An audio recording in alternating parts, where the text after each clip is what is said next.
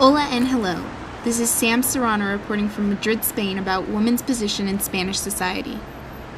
There was a radical change from 1975 and afterwards, because 1975 was the year that Francisco Franco died, and it signified the end of a 40-year dictatorship.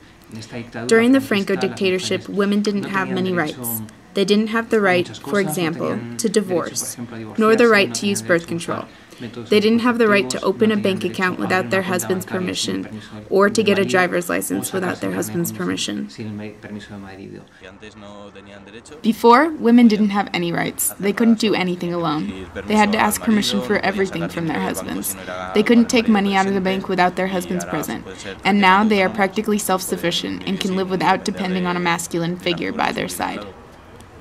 I believe women in Spain today are well recognized, and it's rather just. There was always mistreatment of women and whatnot, but there was always less and less. The treatment of women? Now there is more help than before, although it can still get better. Spain specifically has a grave problem with domestic violence. There is a lot of violence from men against women at home. Wives that are mistreated by their husbands or mistreated by their boyfriends. A woman practically every week dies due to domestic violence. The socialist Spanish Prime Minister José Luis Rodríguez Zapatero described domestic violence in Spain as the country's worst shame. Zapatero has made women's rights one of his top priorities, including appointing half of his cabinet seats to women and requiring that 40% of political candidates be women.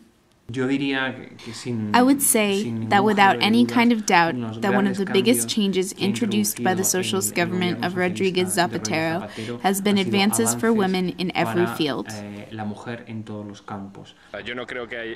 I don't believe that it needs to be obligatory that 50% of executives of business be women, but that they let the people or the women that are more qualified or the best workers be those that occupy those positions, and that they do not just receive the position by law. Besides changes imposed by new laws and regulations, women's social roles and activities are also evolving. Women's sports were practically unheard of during the Franco dictatorship. A rise in female athletics in Spain has caused many Spaniards to realize the inequalities on the playing fields for them.